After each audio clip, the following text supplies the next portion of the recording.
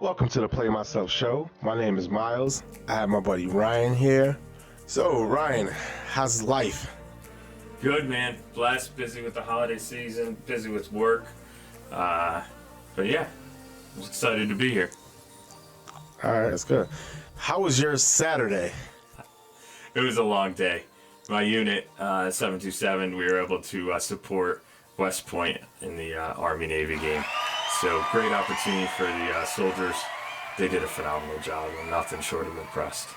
So That's awesome, man. That's awesome. So let's start with one of these fuller questions just to get it going. Besides your future self, who would you say your greatest influence is, and why? that's a tough one, man. So I thought about it, and I think at this point in time in my life, I would say Ryan Holiday, is my greatest influence right now. He's a great author. Wrote The Obstacle is the Way, Ego is the Enemy, Stillness is Key, Daily Stoic. He's a modern day Stoic that translates leadership and Stoic philosophy from Marcus Aurelius, Socrates, Epictetus into modern day application. So I've been trying to take that and translate it into my life, and I got to say that's my greatest influence right now. So if you were to look at Ryan from like an attribute standpoint, what would you say his greatest attribute is? His ability to translate, man. He takes this in-depth stuff that, and he just puts it into today's world and today's application. That's something that I think everybody wants to do, is be able to translate their vision into something or distill it into something so basic, right? Yeah, I get that from Ryan too, man. The way he's told that Jordan story and that Tiger Woods story and then translated it back to Stoicism, it is kind of unique. When I say attribute, what do you see that he has besides his gift? His gift is writing, it's obvious. But I know he's like real habit driven, like he swims. His morning routine is like killer just because I know who he is too. I feel like when you see someone as far as an influence, those are the type of things that you normally look at. Dude's authentic. Think about it. Like, he left New York City. He's like, hey, I'm good. I'm out. At the top of his career, he was a chief marketing officer for American Apparel. He left that and was like, I'm going to go out and I'm just going to do this. He lives on a farm with his family in Austin, Texas. He does gigs, he writes, he does all that stuff, but he's just truly authentic. Him and a bunch of investors bought like a ghost town. Like, think of that. Yeah. You know what I mean? Like, think of it. He's like, hey man, I'm just going to buy this ghost town because that's what I want to do. He has this vision, regardless of money, but he has this vision that's like, this ghost town's gonna be something. Right. We always talk about that, like vision, how hard it is sometimes to like see what you want, to see something that no one else sees. Because when you first have that vision or that mindset, everyone's looking at you like, dude, like, just like they're looking at Ryan, like, hey, dude, how could you leave this American Apparel job? Yeah, man. Where you moving to? But it just happens to be like one of the hottest places in America now. I think the mind is so important, and like your intuition. Yeah, and I think, we all have this influence, and hopefully our influence is someone who influences us is someone who, for lack of better terms, we aspire to be, because that's a gap that we don't see in ourselves, right? Yeah. For example, you're real goal driven, and we were talking about this before. Like, my largest gap right now is like one of the other questions that we have. You have these goals, you have this vision, you have this podcast, you have 2, 3, 5 year and long-term goals. I have my vision, but my vision is probably a little bit too short-sighted. You know what I mean? Like, I could see that just because of like the position you're in, because you're in a position where you influence more people directly. So like my influence might come indirectly, but like yours is like directly, like as a bill payer almost.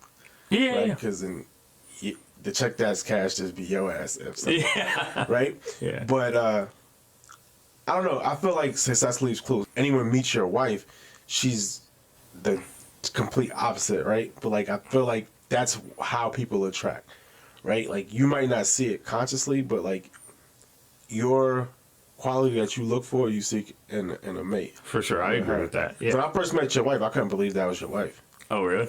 Yeah, she's joking all the time. She's like practical joking. It's like the craziest thing. She's taking shots every chance she gets. If you breathe wrong, she's like gotcha, you know. But that's what it is. So success leaves clues. You gotta just say what it is. Like I got this podcast. I might have recorded 100 times, but I got 2 episodes out. It takes that grind to see it. I just see something different, and people might not see it, but it is what it is. Yeah, you're taking it and running with it. You know, me, I take it and I jot notes and I have my vision and I have my expectation of myself, and that's good, right? That's what we want to do. We want to hold ourselves to a standard that we would hold, other people to. It's all about habits and drive and all that, and that's the overall goal, right? And then when we don't hit our goals, what we should do is forgive ourselves. Yeah. We don't do that enough. So and that's probably my fear that hinders me from establishing these long-term goals, because I'm very, very, very hard on myself in some of those things. You know what I mean? Like everyone is. Yeah, for sure. I'm no one special. If I don't hit a goal, you look at it and you're like, you kind of beat yourself up a little bit, right?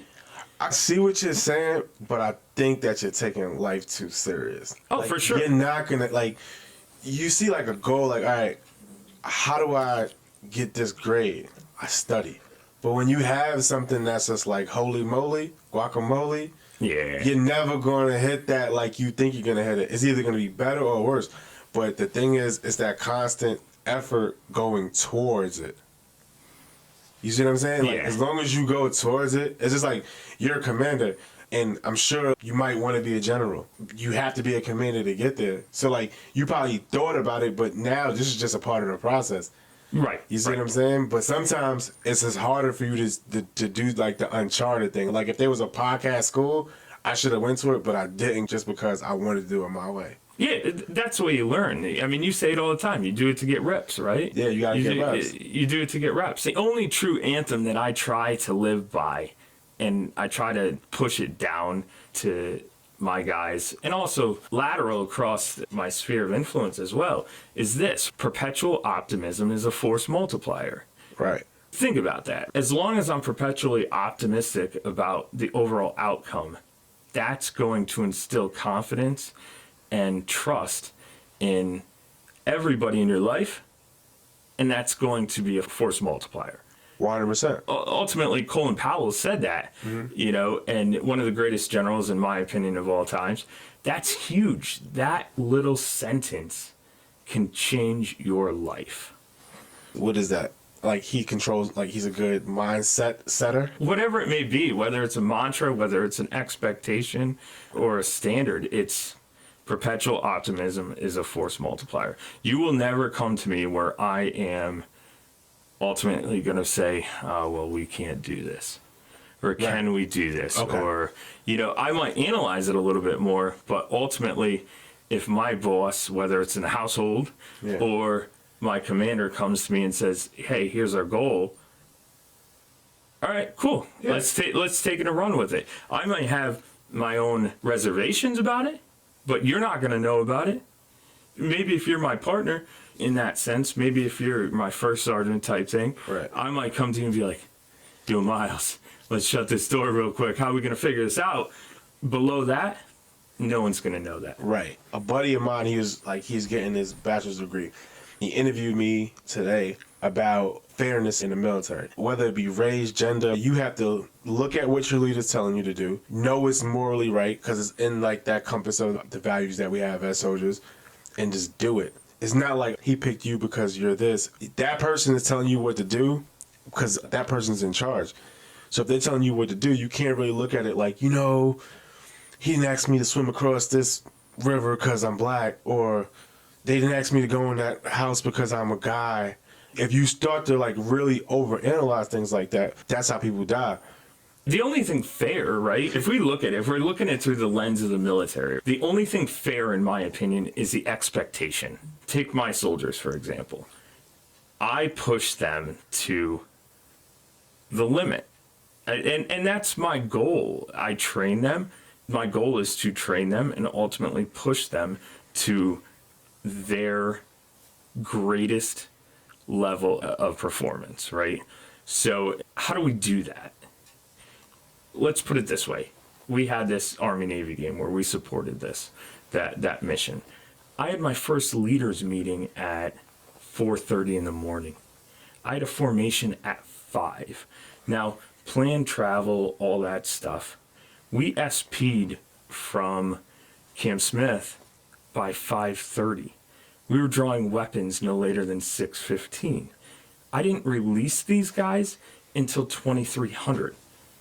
So 11 o'clock that night. So it was an 18-hour day where, it was a great experience. Soldiers got Chairman Joint Chief of Staff coins, Secret Service coins, Superintendent West Point coins. So they were able to see the Army-Navy game and watch it if they were in an appropriate position to do that. Some of them got to see the President of the United States, and all that came with that. But dude, you know what I did after that? 2300? The next day I had my mandatory briefings. You want to know why I had my mandatory briefings? Because the mandatory briefings, that SHARP, the suicide stand down, those briefings, that in my opinion is the true foundation to readiness. Yeah. You know what I mean? I know what you mean, like doctrinally, but I don't believe that to be. Talk. All right, because those are like measurable metrics areas. I don't care about the metrics. That's the only thing that gives you. So like I look at it like this, especially when it comes to like being in the military. Like I believe that suicide is a problem because we talk about it all the time, right? And like sometimes like when you hear some of those briefs, same thing with SHARP and all that stuff. Like when you hear some of that stuff and then you see it so much, it's like, man, I feel like that. I felt like that. And then it's like, oh man, I'm not gonna say anything because the dudes you look up to are laughing in the back. So then that isolates you, and then boom, and that's where you stand there. When you do it all at once, it's almost like we talked about this before. This when you read a presidential book, and I think I've read 3, you feeling it. That dude is just so made up and just so like I'm not gonna say perfect, but great. Yeah, I mean, no author is going to write a biography where they identify the flaws of the president. No. When I read LBJ's book, they definitely, like, the Gulf of Tonkin and, like, the whole Vietnam War thing was definitely, like, a big part of that book. And shame was, like, a big part of the book, but it's like, that's not what I got. I got that he was, like, super focused on being great, that he missed a couple big things, and that caused a lot of angst for the... Oh, for sure. So if we look at it from like a leadership perspective, the overall goal is to do this, right? You set the vision. Right. In between that, you support. You ask how you can help. And then after that, you just thank.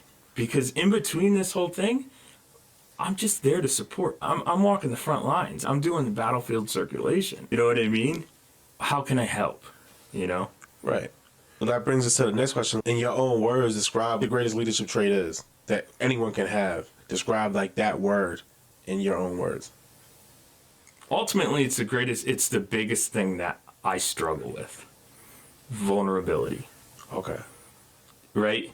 I think the greatest leadership trait is the ability to ask for help.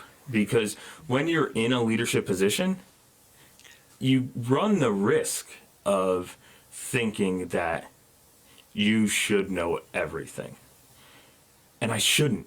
I shouldn't know everything at all. The only thing that I should know how to do is I should be able to pass the test in pretty much everything, but I should be able to build that team and fill the gaps where I don't know. Right. So if I fill those gaps with Miles, who's really good at understanding things and real tactical in this aspect of things, then I'm good. I have that angle covered where I just need to go to you and I just need to be able to say, hey man, you got this? Here's my guidance. And you'd be like, Roger, or, however it may be. And then I can just take it and go to something else. Right. And I need to be able to support you in what you need. So on my last show that I did, my sister was here, and I told her like the greatest lesson I learned in life was humanizing my parents.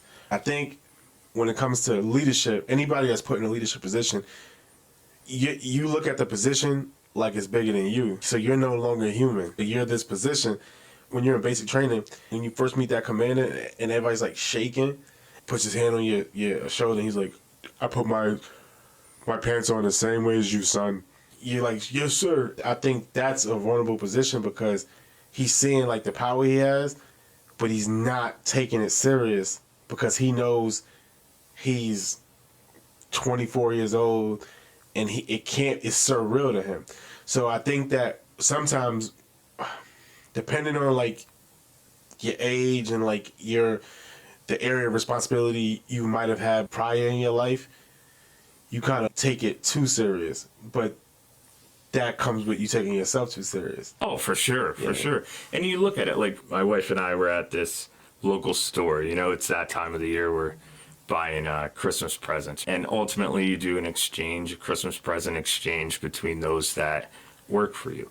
So my wife said to me, and she's like, well, ultimately I have my readiness NCO and then I have my supply sergeant. So those are the two full-timers that you buy the Christmas presents for. You know what your readiness NCO has because they're your right hand. You know what they like. You know what they like to do. You know all that stuff. I don't know what my supply sergeant wants or what her goals are or what she likes to do to relax because she doesn't open up to me like that. Yeah. You know what I mean? It's not even like a trust thing. It's just a matter of it's a rank difference. I don't try to poke and prod for that either. I don't put myself in that. It's a trust thing. Maybe it is, man. Maybe it is. I don't ask the questions. Maybe that's a failure on my part, right? I wouldn't say it's a failure on your part. Depending on the relationship with the prior commander or whatever it is, the body keeps score. So they look at it like, look, this is my job. Especially like if she doesn't see like any signs, it's just like, I'm just going to do my job and go home. No, for sure. I wouldn't buy anybody a gift. And this is one thing that I didn't like. And then, you can do what you want to do. I would just send every single person a Christmas card in your unit.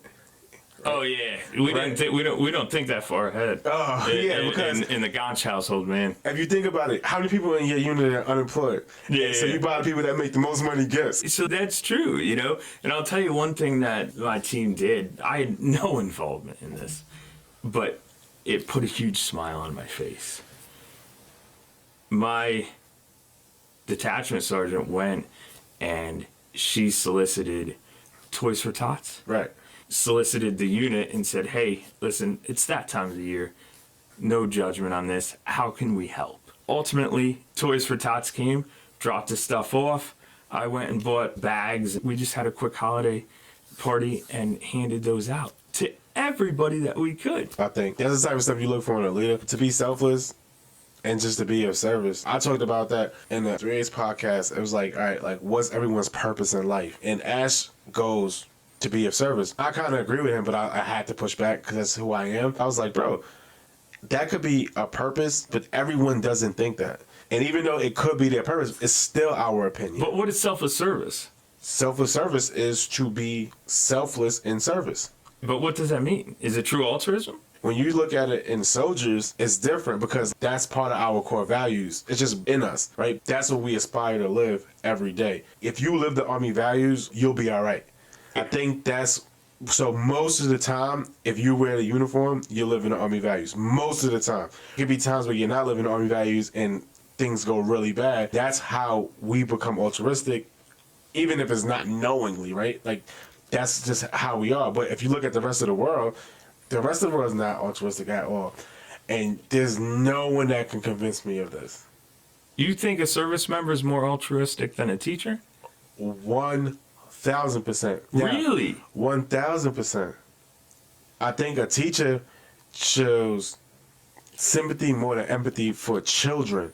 When it comes to like peers or just being out, it's way different. A soldier see some dude drowning, it could be 20 degrees and that dude's like in the water trying to get him out. That's funny you say that. I was talking to two of my soldiers, and on the way home from drill in November, they commute together, and they had just rolled up on, probably like a minute before, there was a rollover.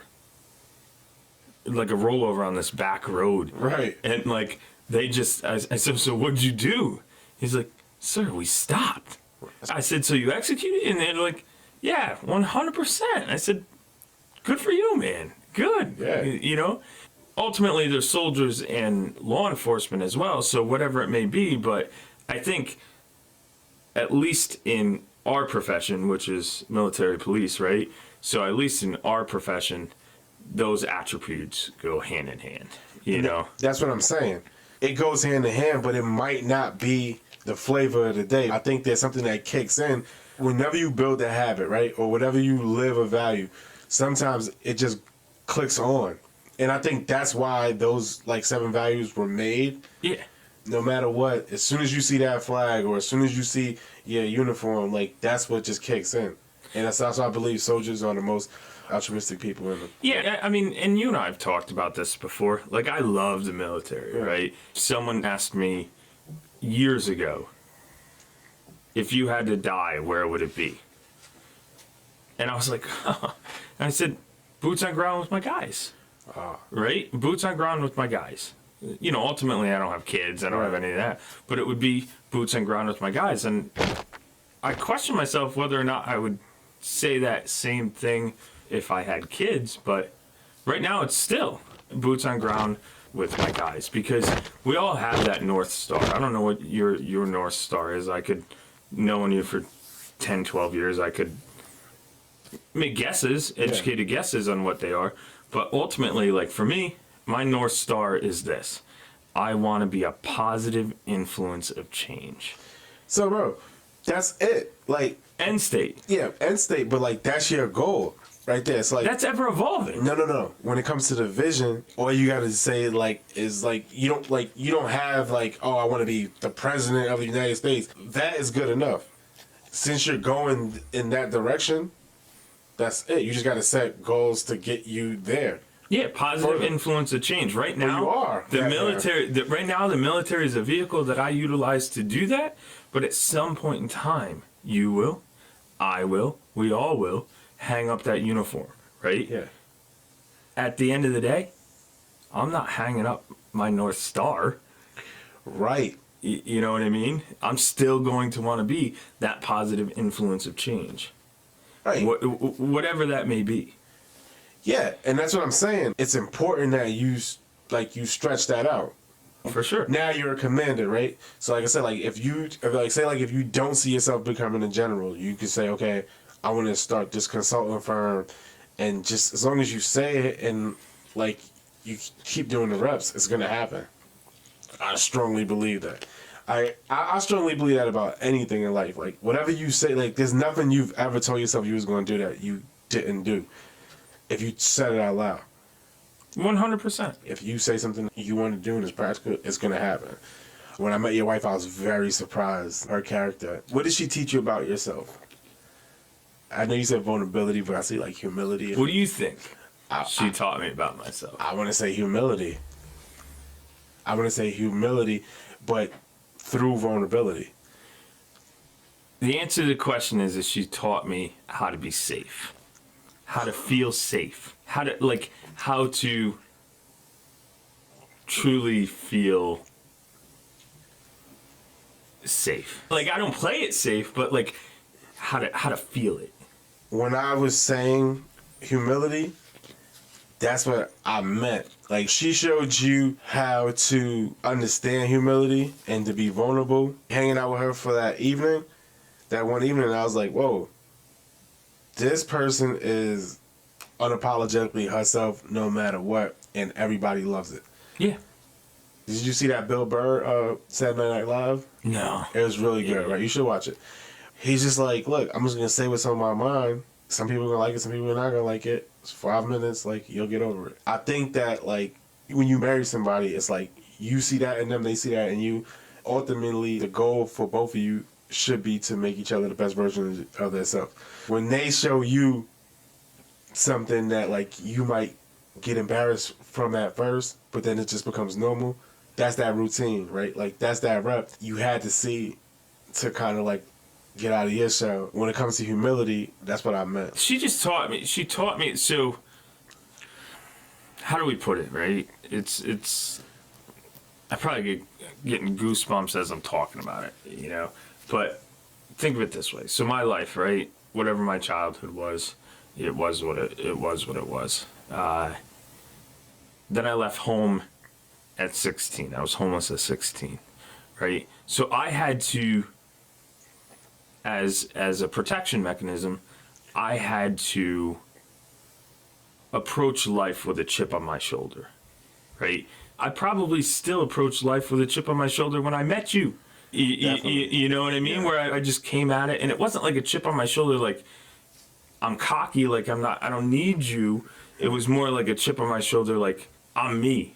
You know, let's go. You know, and I always wanted to be a leader, but I'm me. Let's go. Let's get that. That was a protection mechanism because I didn't feel safe, bro. Right. What she taught me, and even my mother-in-law, huge influence, taught me was that you're safe, bro. You're safe. Like, let's put it this way. So my aunt, you ready for this one? Yeah. I'm laying on the couch, 10 o'clock at night, about ready to pass out, and I get a call from my cousin, and she goes, she's gone. I go, what do you mean? She goes, Mom's up in heaven. So my Aunt Di, she was like my mom, bro. Mm-hmm. She was the person that would put me in check. She was the person that I would bounce on. I would just go to if I needed guidance. She's a person where after we were in a firefight in Iraq, I called her and, just to check in. It wasn't anything crazy, but she could hear it. Right. She could hear it. She knows you. Yeah. She goes, Rye, what's going on? I go, what are you talking about? She goes, what's going on? And I go, I'm good, Di. I'm good. She goes, stop. How many are there tiles on the floor where you're at? Mm-hmm. I'm like, well, I guess kind of. There were like crappy tiles because we're in an abandoned building. Yeah. How many are across? I go, I don't know. Pick a number. I go 9. How many are down? I don't know. Pick a number. 4. I go 4. So there's 36 tiles. She did that because she knows the way that I think. I'm very analytical. That's what calms me down. In my head is ultimately my calmest place. Yeah. You know?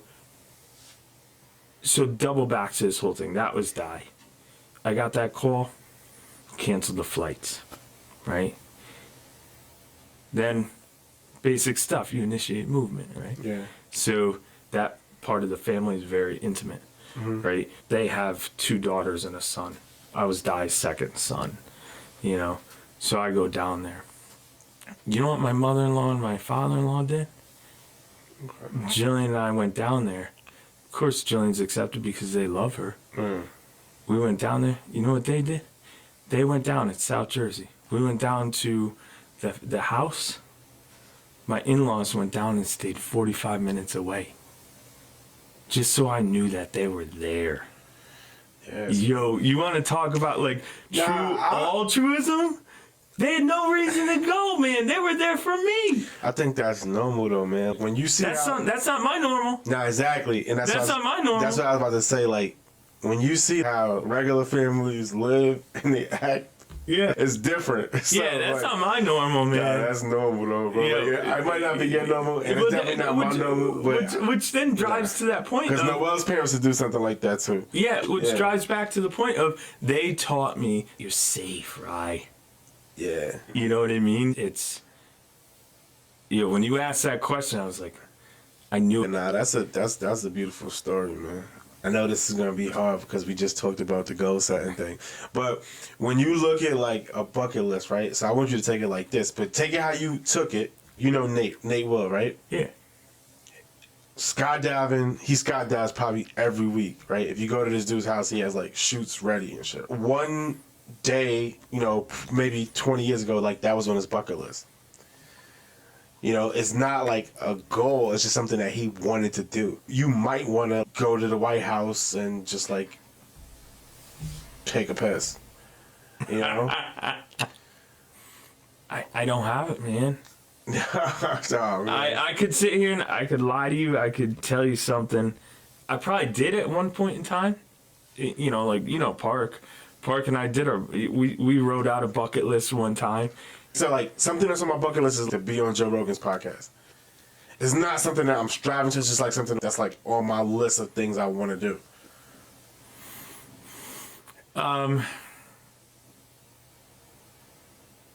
If I truly have something that's on my bucket list, so if it's something that's ascertainable that I'd want, it's not the end of the world if I don't get it, but it's something that I really want. It's something that I would strive to go after and get, something that's actually like you can put your hands on. It would be to get a PhD. Okay.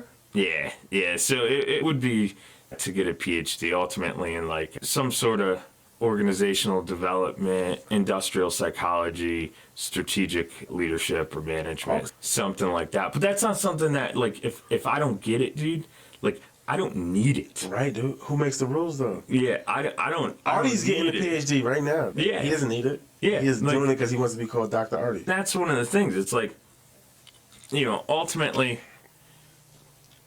it would almost be considered frivolous if I got it at this point.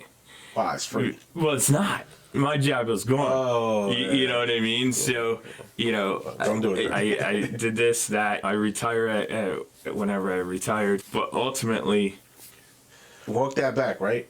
There's something that, like, that title says for you that has something to do with your goal. Success leaves clues.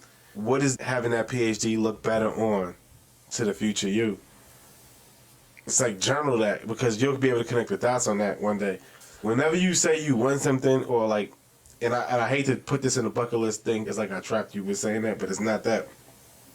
Whenever you say something like that, especially when it comes to like growth, that's different. When I look at a bucket list thing, it's like, all right, being on Joe Rogan's podcast, it's just like something for me, right? It helps me maybe because like 5 million people listen to it and like my podcast is real, but the reason for my podcast is to write my New York Times bestseller. That's one of the only reasons I started this. I heard Kevin Hart say that was his cheat code to writing this book. So when you look at it, you just got to say it like that. all right. So Maybe eight wonders let's in double the down on world. this. Let's double down on this. Right. So if your anthem is, your North Star is, you want to be a positive influence of change. Right. Another thing on my bucket list is I want to be a professor. Yeah, that's it. Bang. You know what I mean? Like, it could be an adjunct, whatever. I go on every once in a while. I look at St. Rose's You be a or great professor. Hudson Valley or some local college where you're like, all right, I just want an adjunct. I just want to, because too often you have these academics that'll tell you, well, what about this? And this is this. And, you know, Maslow's hierarchy and whatever. You should hang out with Artie more, bro. Yeah. He's an adjunct. Yeah, I know. I sit there and I look at that stuff. I know he's an adjunct, but he's an adjunct in an area where His specialty. his specialty. My specialty is in Leadership. is in the softer sciences. He's an adjunct in the harder sciences. I look at it and I'm looking at your bookshelf right now. You have 37 books on there. Of the 37, I've read over 50% of it. And you know what that does?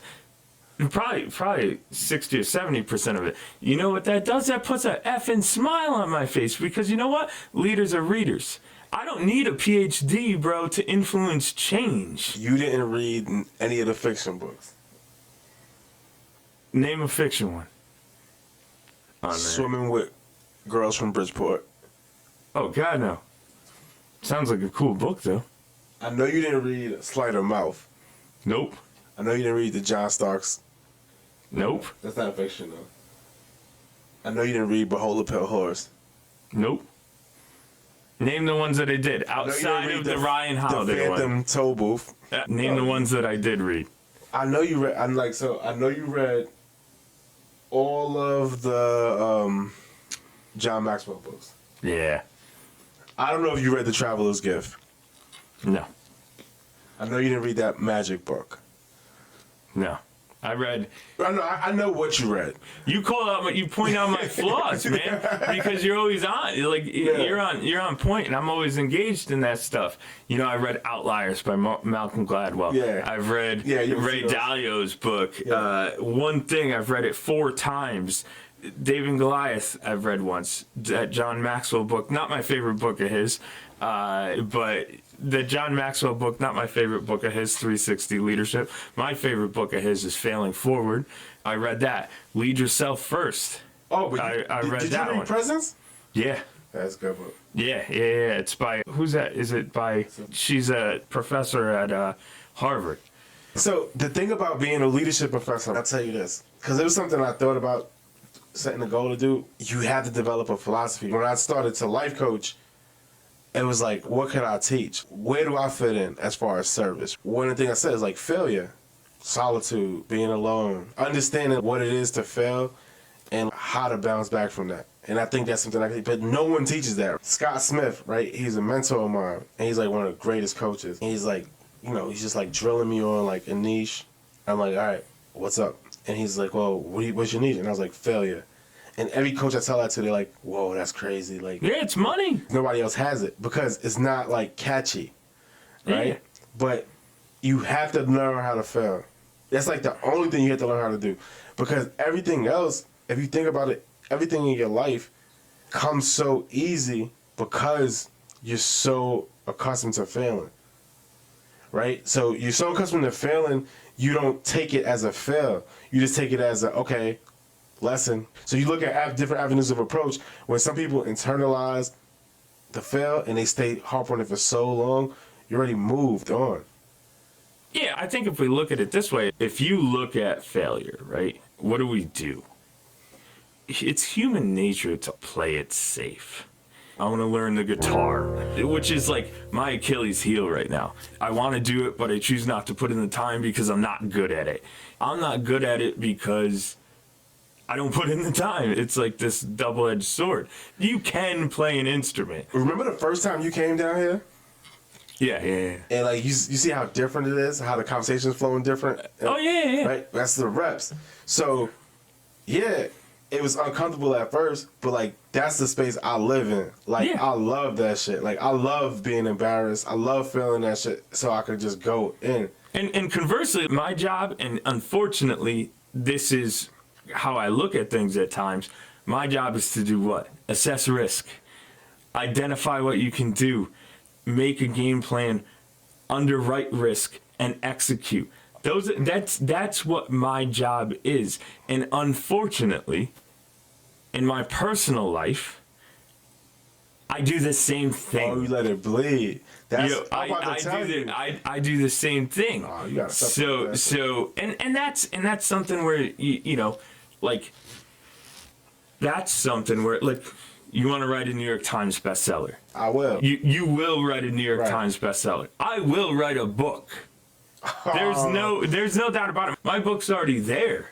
I already have the outline.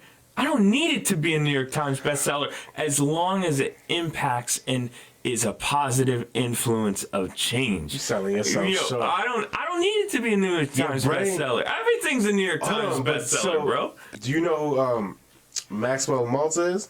You have to know who he is. Basically, where you're telling your brain something, your brain is already processing it. I'm gonna write a book. It's gonna be okay. It's gonna impact 3 people. You're not even saying like you're gonna meet those people. Those people count.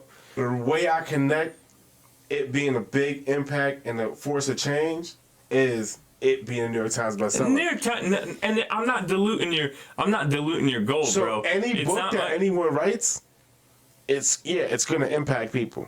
I want the feedback. I want the reviews. I want the 5-star freaking reviews. Like hopefully you'll get on your podcast. Well, not this one, but just in general. I want the 5-star reviews where someone jumps in and says, "Thank you so much. I appreciate it. This helped me do X, Y, and Z." New York Times bestsellers. You know what that is? That's corporate dollars and cents, bro. Nah, man. So let me tell you this. I'm gonna tell you 2 things. The first time we shot a podcast, right? I didn't even publish it. So bad, and I should have published it. That's what I live for. Every time I do one of these shits, it's gonna get better. Like the last one I put out is probably like a 4. The content was great though, so I put it out. And this is gonna be better. This is gonna get better every single time. For sure. So if I say I'm gonna write a New York Times bestseller, that might be my 12th book. Oh, for sure. Like, and I'm gonna keep doing that until it's a New York Times bestseller. Yeah. I mean, whatever your metrics is, whatever drives you to the end state. No, but the end state is service. The way I look at it is like, how do I measure that? I have to figure out how to do that. What is a New York Times bestseller to you? It's influence. Yeah, but what is it? Like, it's ultimately sales, but sales is going to be on the book around. I don't care about sales. No, that's what it is. That's the metrics of a New York Times bestseller. Is it? Yeah. Yeah, it's a bestseller, but usually James Patterson's a New York Times bestseller. Right. John Grisham, New York Times bestseller. You know, Ryan Holiday, in my opinion, his best book is not a New York Times bestseller, but he's a New York Times bestseller. Right. Again, that was probably one of his goals. You know, it doesn't matter about his best book. And I'm not worried about my best book. I don't even know what I would consider his best book. But what I'll tell you is, I read one of his books that caused me to read all of his books. So, like, it did his job. Yeah.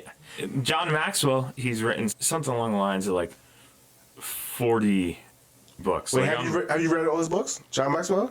All of them? No. So, he has a book where, I don't mean to cut you off, but he talks about, like, bucket list, right? Yeah.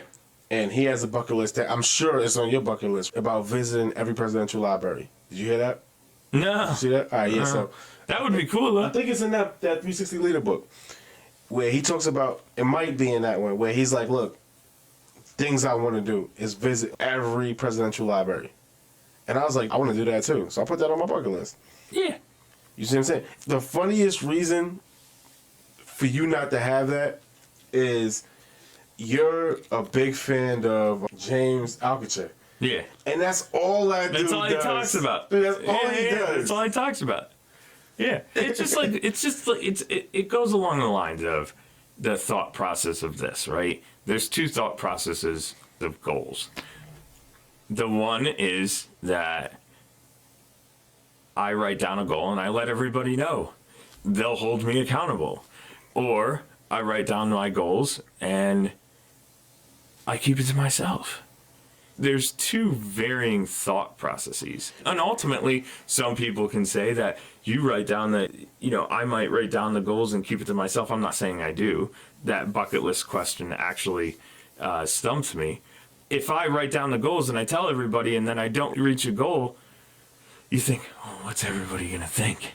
Oh, yeah, you got to get rid of that shit. You got to take that. And that's not my thought process, but, you know, you just go down those things. The one thing with Gary Keller and Jay Papasan, they talk about it, and they're real goal-driven. You know what I mean?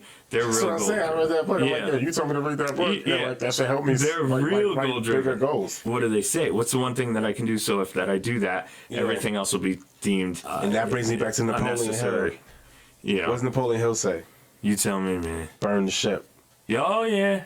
Yeah. You gotta burn the ship. Regardless of what, that fear of what other people think, I was on that. That's why I started posting off of Instagram every single day. Because I'm like, yo, you know it's what? dope, man. I'm going to do that shit every single day. Your launch is dope. Regardless of what anybody thinks, what anybody cares about, or whatever. At the end of the day, I say this every single show. Nobody gives a fuck. People care that you're doing something, but your interests are different. So how could you expect them to care as much? When it comes to passion, you want to be a professor or an adjunct. I'm going to tell you, good luck. But like when you're studying for your PhD, I'm not with you. Yeah. I don't know what it takes. Judgment is going to happen, right? But I'll go back to what I posted today. Have you ever met a hater doing better than you? No. So like anybody that's hating on what you're doing, they didn't try, they didn't do it. And like people who are successful never say, you're doing this wrong, do they? No. They might, and it comes with advice.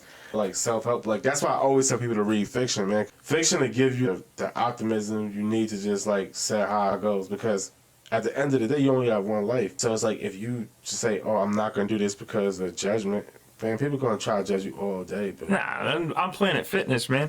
I'm a judgment-free zone. I mean, you be naive to say that you don't judge, man. Nah, Everybody I judge. try not to judge. I mean, I think maybe everybody does, but if I judge and I say something and my initial thought process is to judge someone, who am I to judge someone, dude? Come on now. You don't judge intentionally, but like if a girl walks by, right, and like she has like a tight skirt on or whatever, yo, I'm gonna look and I'm judging her.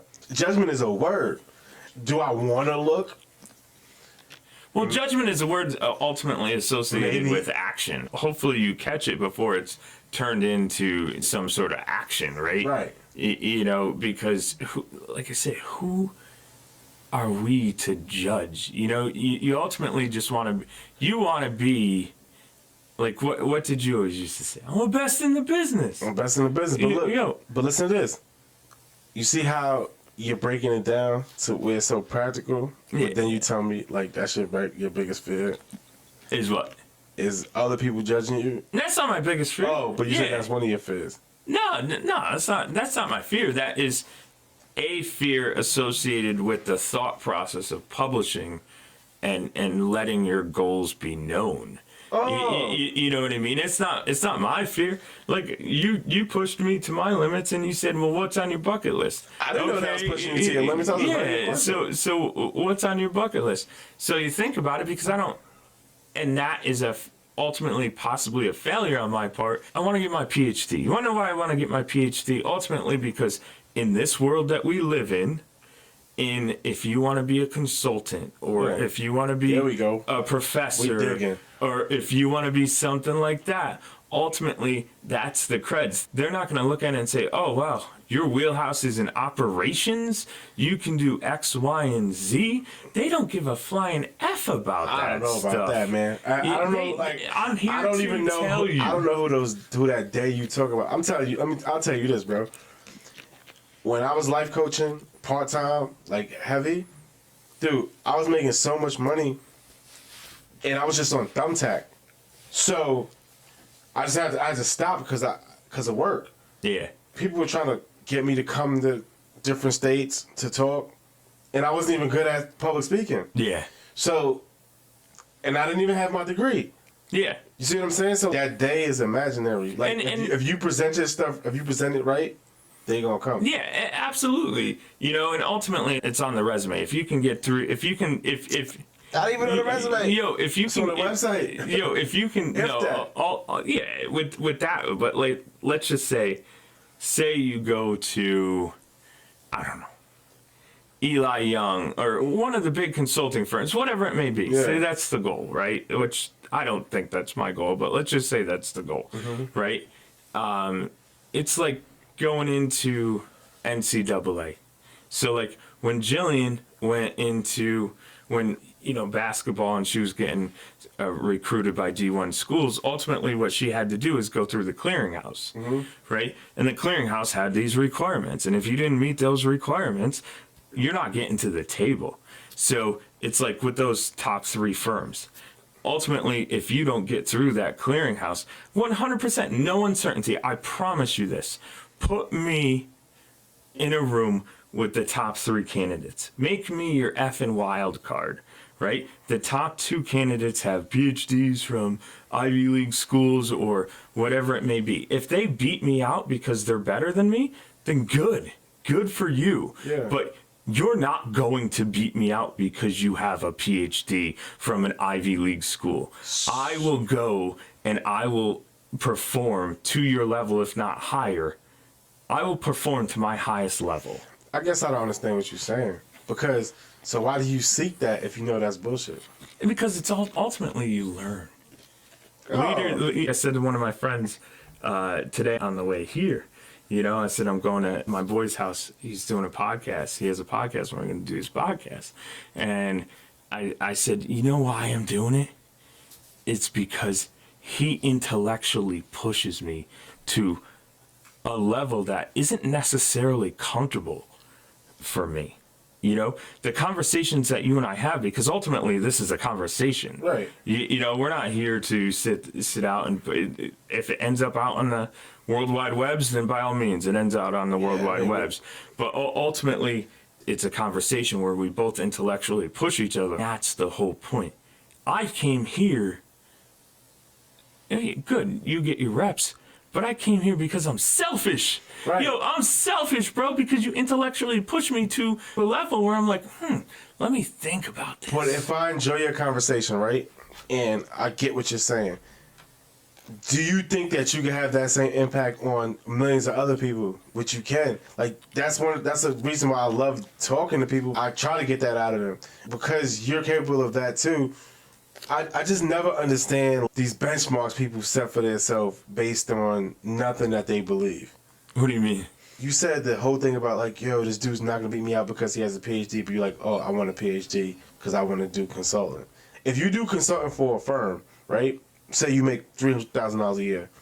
You do consulting for yourself, you make $1 million a year. It might take you longer to get there, but at least like you don't have to kick back and you have your own niche. You see what I'm saying? Once you get in the door and you work, it's just like being independent versus having a record deal. Like, if you look at like a Kid Rock, he does concerts in his own building, sells his beer, Yeah. and somebody else goes to Madison Square Garden, and who thinks makes more? Yeah, for sure. And Kid Rock only has 3,000 people in there, but all the merch, everything is his. Yeah. So it's the same thing, but like he doesn't have the fame. Yeah, I mean, But he still has the fame. Ultimately, like the PhD is just it was a bucket list that will ultimately intellectually. I don't think that's a bucket list. Like, push me to a goal is a goal. So like a bucket list might be like, yeah, I want to race Ryan Holiday in swimming. That's a bucket list thing.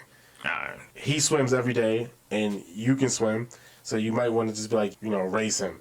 That's a bucket list thing. Yeah. So I mean, yeah, maybe it's that. I'm in the military. Right. I'm in the military for many, many more years, and I'm blessed to be able to do that. You know, me consulting. If that's the case, you know what that is? What? That's a effing retirement plan for me. Let me tell you something, man. I guarantee you, and I know this for a fact, if you speak to the last 10 lieutenant colonels that you know retired, look at what they're doing. Yeah, they're consulting in military stuff. That's all, that's where you're gonna their go. wheelhouse. Nah, man. You don't think that, but like No. once you have what you have as far as like what you know, like that's the Nah, man. They all have PhDs. They all doing. Nah, you see what I'm man. saying? I'm here to tell you, this is an absolute fact. You can talk to me in 2039 at my MRD date when the Army says thank you for your service. You gonna get out in 2039? That's when the MRD date is. They say thank you for your service. You can talk to me then. I probably, in fact, I will commit to this. It is not my goal to be an SME and teach the military decision-making process, because people can do that. My goal is to teach leaders, influence change, create a good culture, and be an organizational leader. I like to build What does Jocko teams. do then? I like to build teams. That's what Jocko does. Is the same. I'm probably something. I will never be at the level that Jocko Willink is at. Oh man. But ultimately, something like that, man. Something like that. Dude, how could you say that about another man? Yo, what do I care? You say you would never be at the level as him? You don't even think you're gonna be greater? Nah, man, I'm not like that. That's not my thought process. Where? That's not my thought process. I'm different than him. Exactly. I'm different than him. All right, so how could you be? I like that, but how could you really be willing to accept you'll never be as good as him at the level as he is, but when it comes to being great, you're like, I'm different. No, I'll never be at the level that he is. You want to know why? Because he's a tactical leader. You want to know what his company does? His company teaches leadership from using the tenets of Navy SEALs. But Ryan, you bought that book for everybody in your company. Yeah, not that one, but yeah, Extreme Ownership. I bought a whole box of it. I handed it, and then I'm like, hey man, so yeah, this might be leadership from Navy SEALs, but we will use this because you want to know why? Because like Chapter 3 and Extreme Ownership, there's no bad teams. There's only bad leaders. Right. You know what I mean? Maybe I will be like that in that sense. I will never be at the holistic level as he is, but I will be an SME at I put my head down every time like you're on a good rant, and then you go, I will never be. No, I don't want to. He's not my North Star.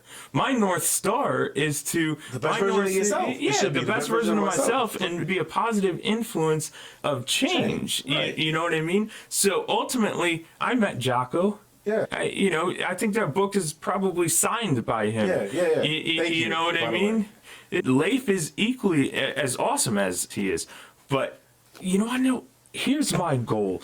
I want someone to bring. That man shook your hand and he was like, never. He's like, my man said, look me in the eye. You will not be as good as me. No, man. Ultimately, my goal is this. I want someone to bring me a busted team, and I want to take that leader, and I want to show him how to build a good team utilizing hopefully the same people in that team, but if not, it's okay to let those team members go, step up or step out, that don't support your vision, and then you backfill it, because the energy bus, that book, right person, right seat on the right bus. That's the biggest thing. If we double back to this whole thing, that's Dabo Sweeney. Yes, I want the right person on the right seat in the right bus. We're gonna end it like that, bro. Thanks, Ryan, for coming. And I hope to have this out tomorrow. Yeah, thanks for coming, brother. Hey, thanks for having me, Miles. Goodbye.